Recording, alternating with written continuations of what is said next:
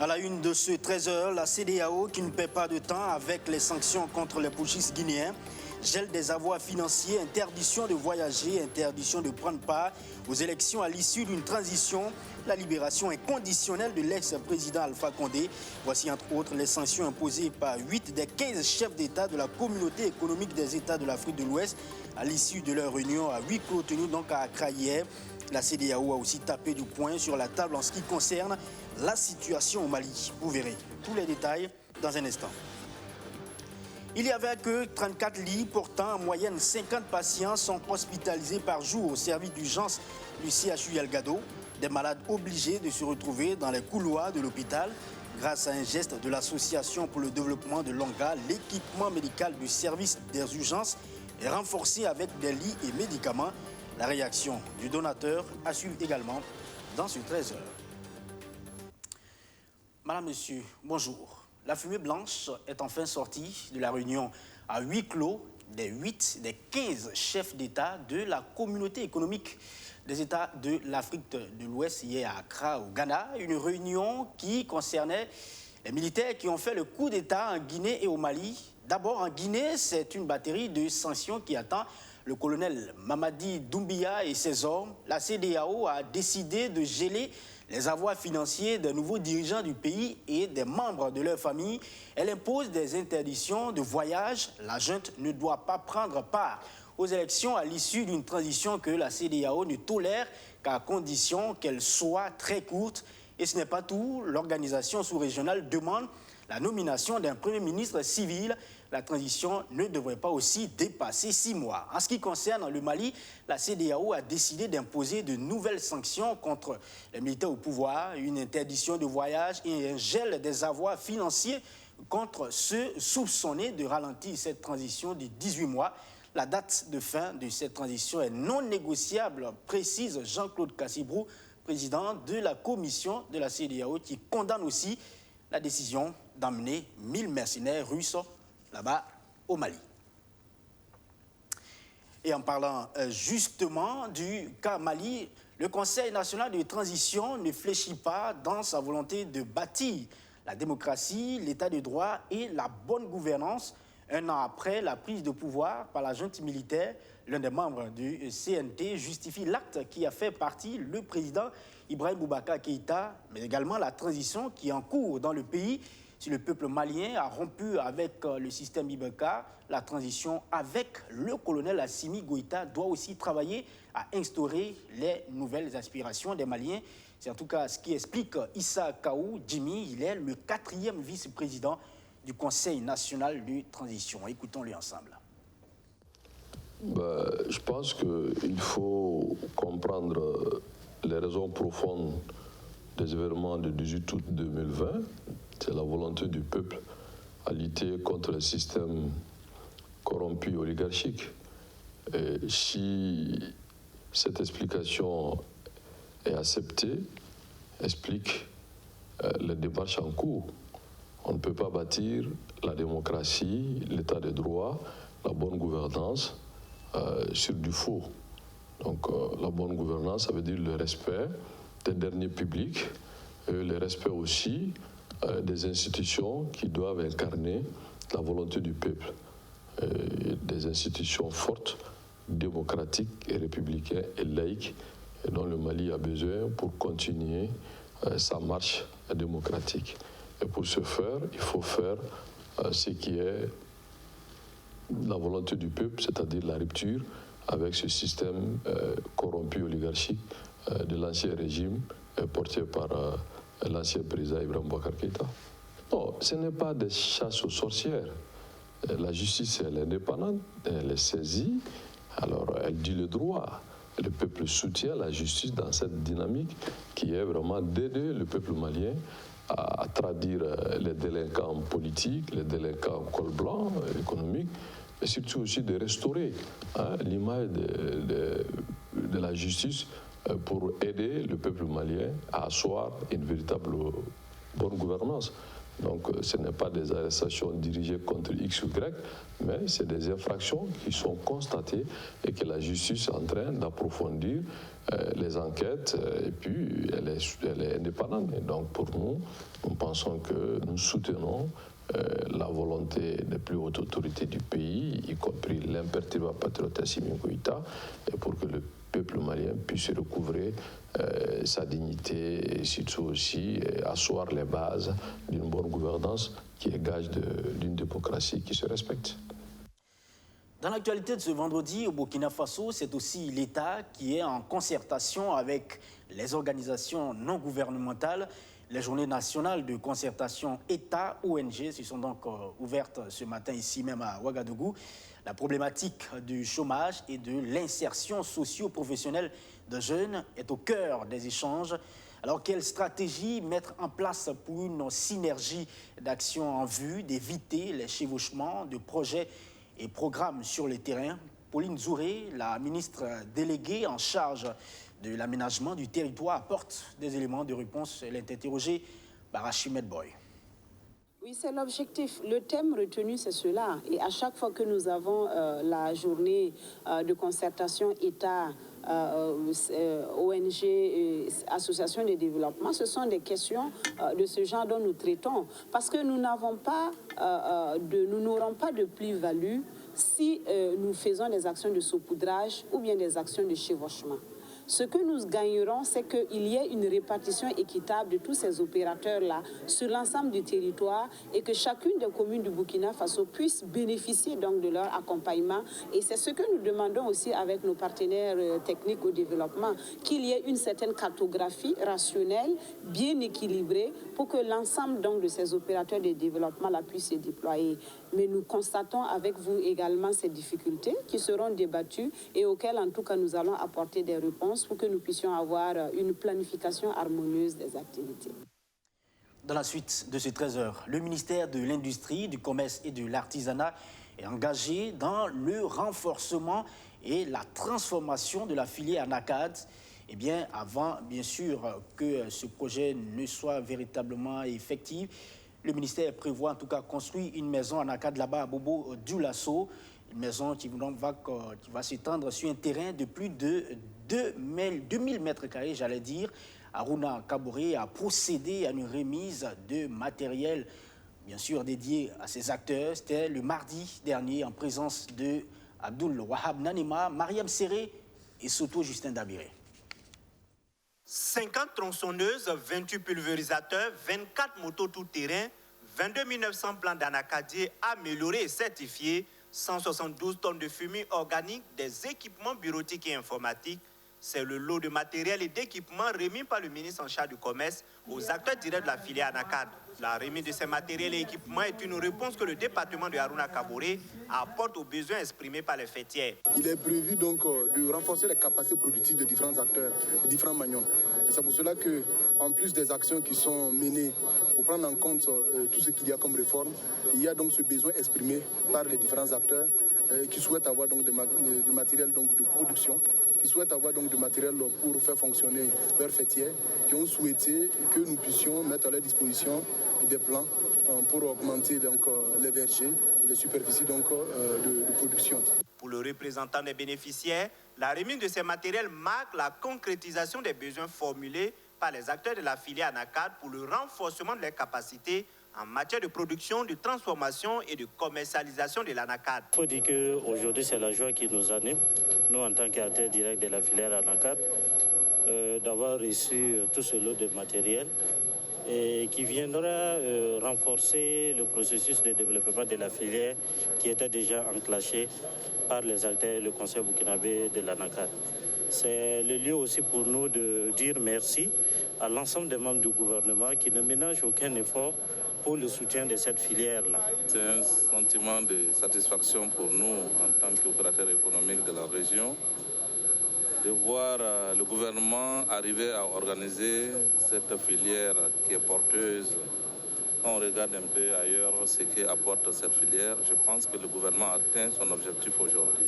Le ministère en charge du commerce envisage également mettre à la disposition des acteurs de la filière ANACAD d'ici la fin de l'année 2021 des véhicules, des mobiliers de bureau et d'autres matériels.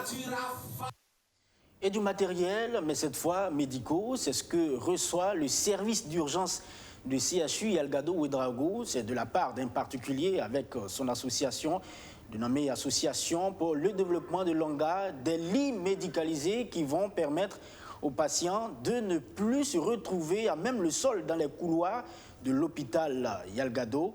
Maxime Ilboudo et Abdou Aziz Saré ont assisté donc à la remise de ce don hier jeudi.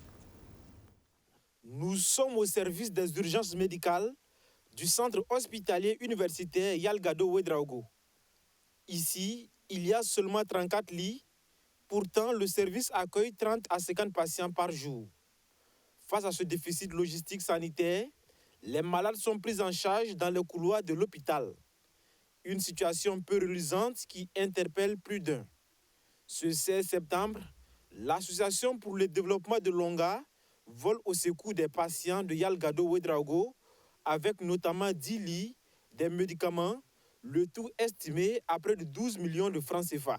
Un jour, alors qu'un de mes clients est hospitalisé en urgence, donc je me déporte à l'hôpital Yalgado pour lui rendre visite et puis je constate avec stupéfaction les conditions extrêmes, désastreuses de fonctionnement de ce service.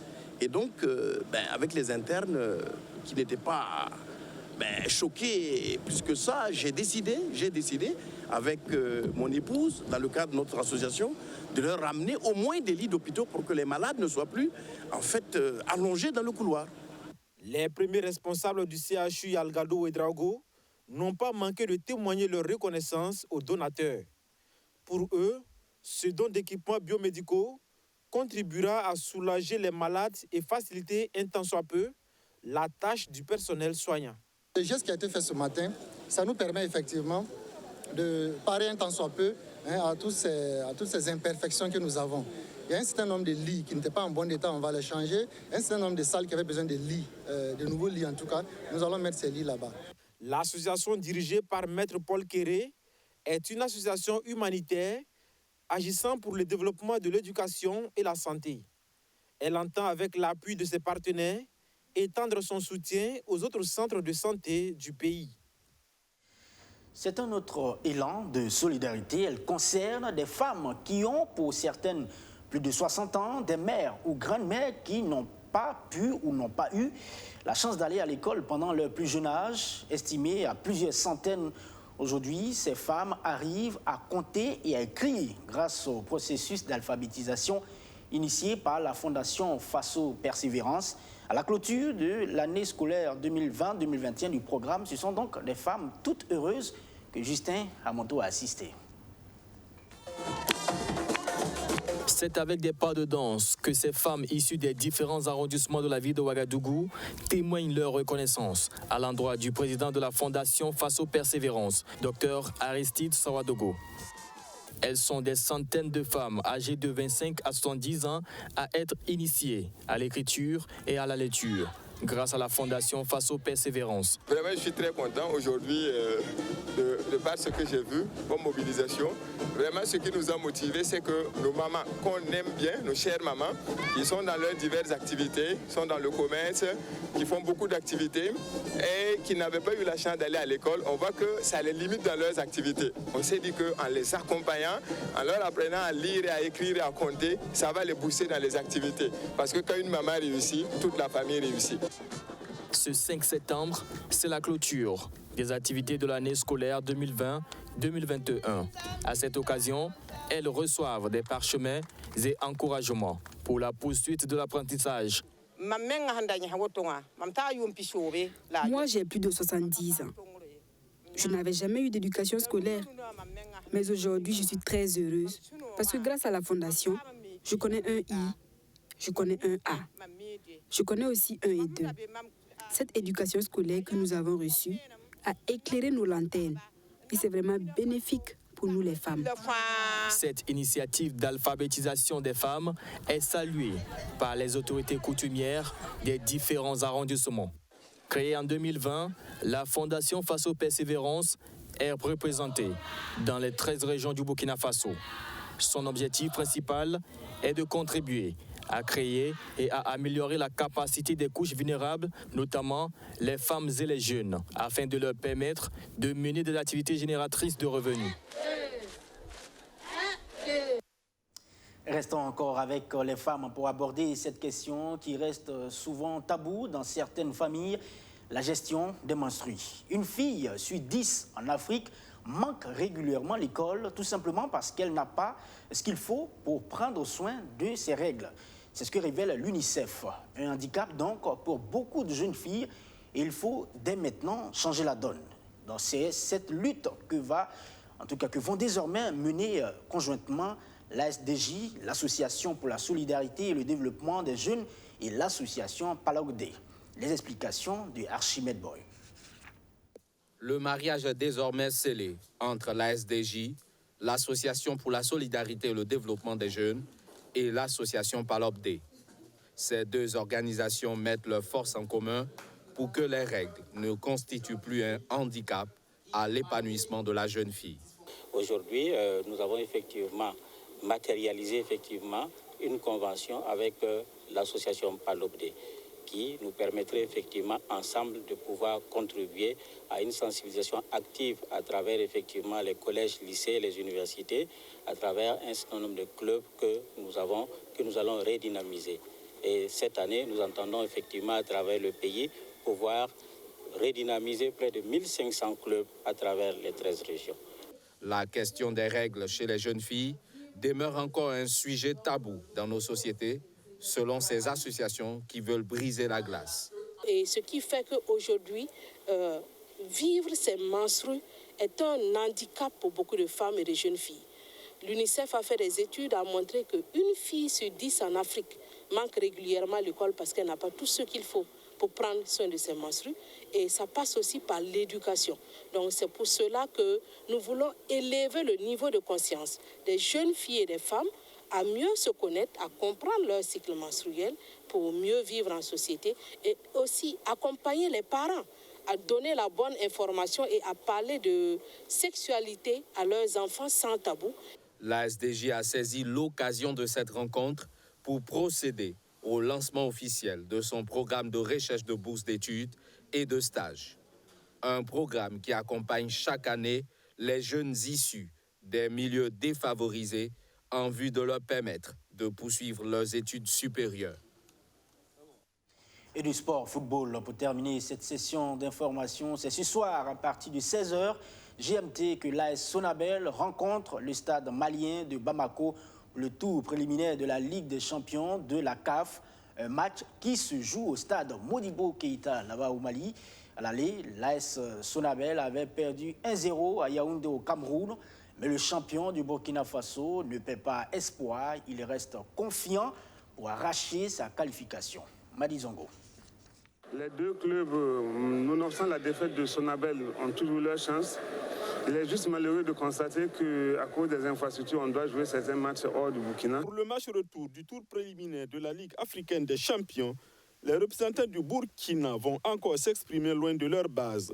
L'AS Sonabel sera face au stade malien de Bamako sur la pelouse du stade Modibo Keïta. Battu le 11 septembre à l'aller 1-0, les violets et blancs doivent remonter ce handicap avant d'envisager la qualification.